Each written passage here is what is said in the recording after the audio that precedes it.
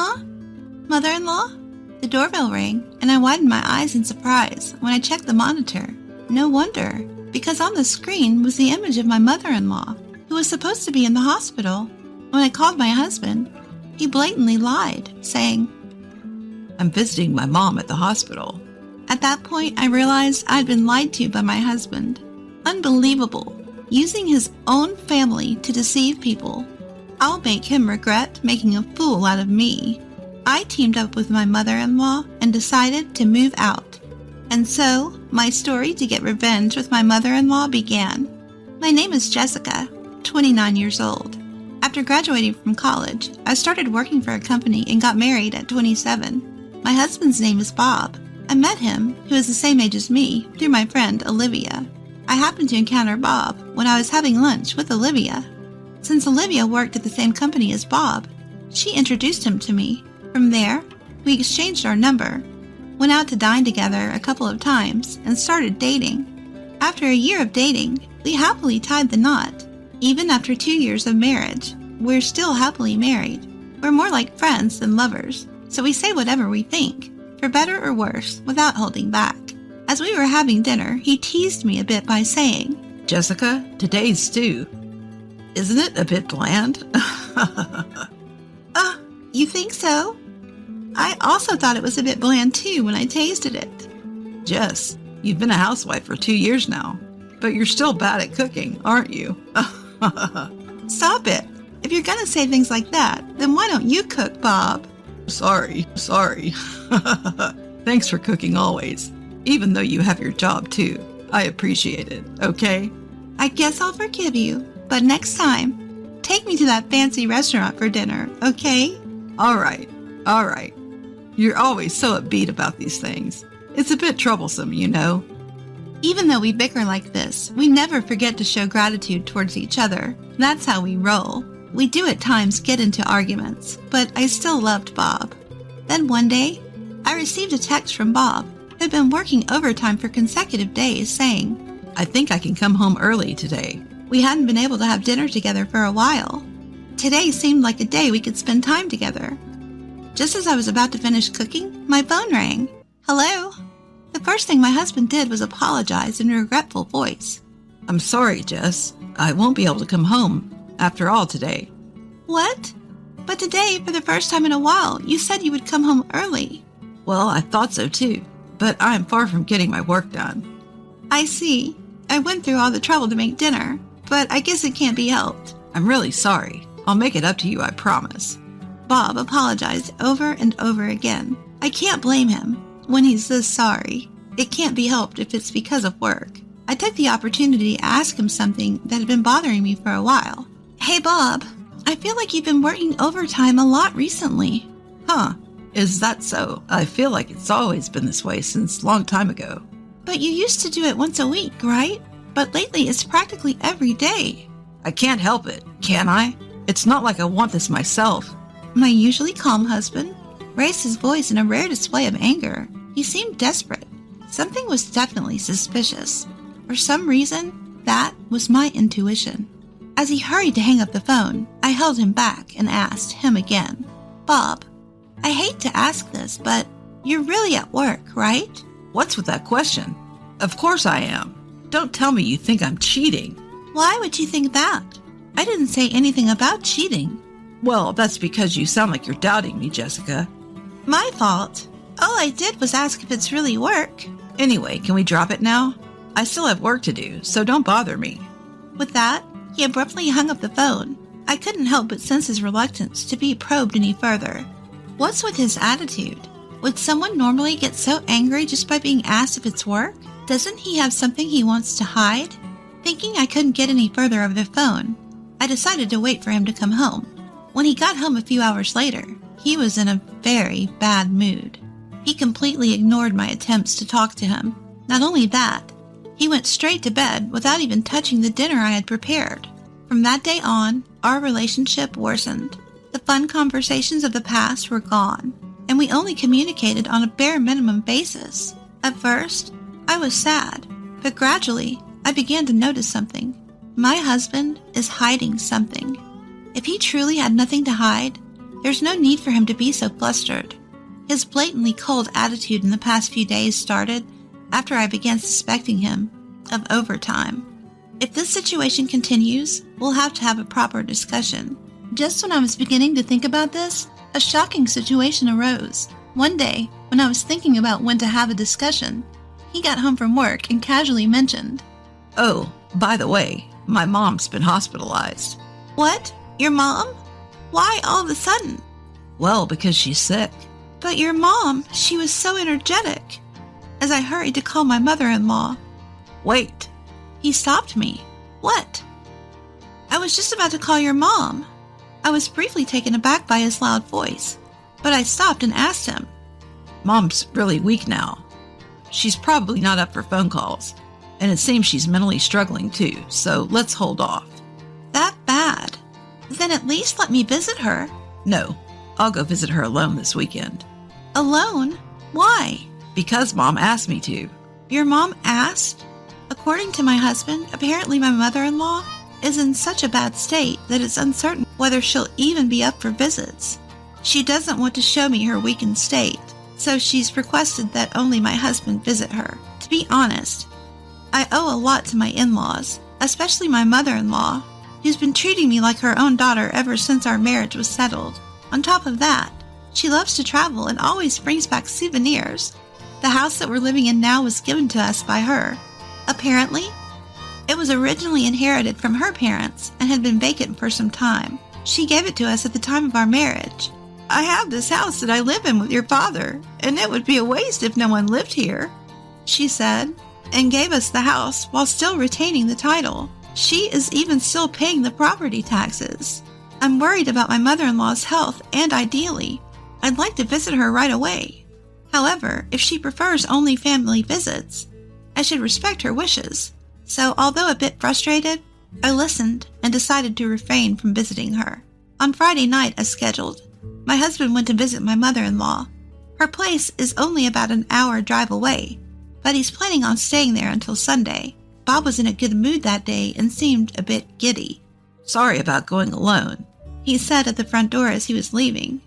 "No, it can't be helped. It's what mother-in-law wants." "My mother's condition could take a turn for the worse at any time, so I'll be on standby at my parents' house until then. I think I'll be back on Sunday night." "I see. Her condition is that severe." "Well, just don't call or text her, okay? I don't want her to get upset again." "I understand. I'll go visit her next time, when her body calms down." "Okay, I got it. I'm leaving now." "Yes, take care. It's not that far away, and we could go directly to the hospital from here. I wonder why he needs to stay at his parents' house. But, thanks to that, I can take action." At this time, I sensed that my husband was hiding something, and I planned to investigate while he was away. I might find something if I look at his phone, but he always has his phone on him. So I decided to check his computer that we have at home.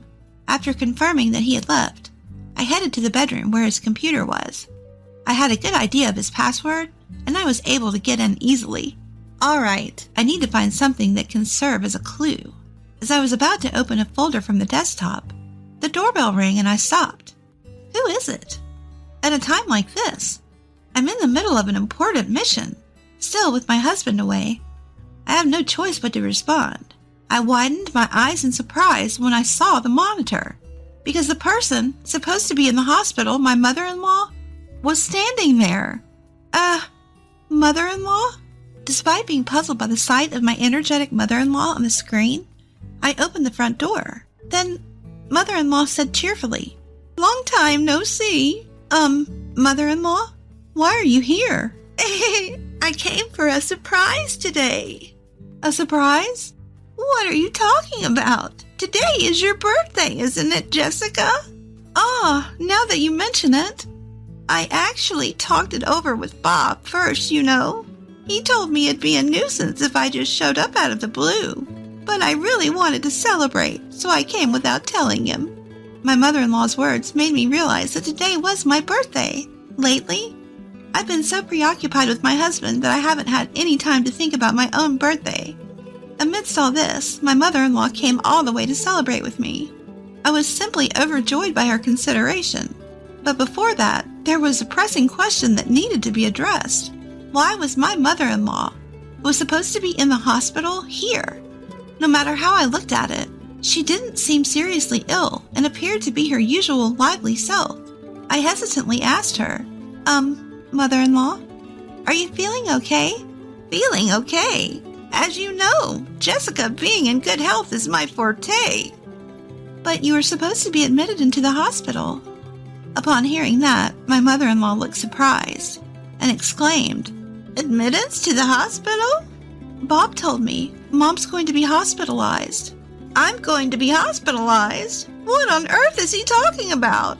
And today, he left the house saying he was going to visit you in the hospital. A visit? But I'm not hospitalized. Yes, he told me you might take a turn for the worse, so he'll be staying at his parents' house until Sunday. Jessica, could you wait a minute? My mother-in-law took out her cell phone and started calling her husband. After a few minutes, she hesitantly began to speak again. I just asked your father, and it seems Bob isn't coming after all, and no one in the family is hospitalized. So Bob was lying after all. After all? What do you mean? Oh, no, it's just... Jessica, you have to tell me. Under the intense gaze of my mother-in-law, I couldn't bear to hold it in any longer, and confessed everything to her. As we investigated his computer together, we found a photo of him and his mistress inside one of the folders. Perhaps fearing that he would be caught if they used iMessage, there were many records of texts with his mistress saved in his email folder. When his infidelity came to light, I was left speechless by the shock. My mother-in-law also seemed to be trembling slightly, perhaps out of anger. From their email exchanges, it was revealed that today was supposed to be a trip with his mistress. I felt no sadness anymore. I was filled with rage. I couldn't believe he would use his family as an alibi for his infidelity. My mother's hospitalized, gonna pay a visit. Cut the crap. I'll never forgive him for lying so casually for the sake of his affair. Determined to get revenge, I called my husband to confirm his infidelity. Hello? Hearing his calm response, I suppressed my anger and asked, Bob, where are you right now? Huh? I'm visiting Mom at the hospital. Didn't I tell you this morning? So, you're with mother-in-law right now? Like I said, yes. Sorry, but I'm in the hospital, so I have to hang up now. I was convinced my husband was cheating when he straight hung up on me. Now, what should I do? While I was worrying about this, my mother-in-law came up with a great idea. Hey, Jessica, how about moving out?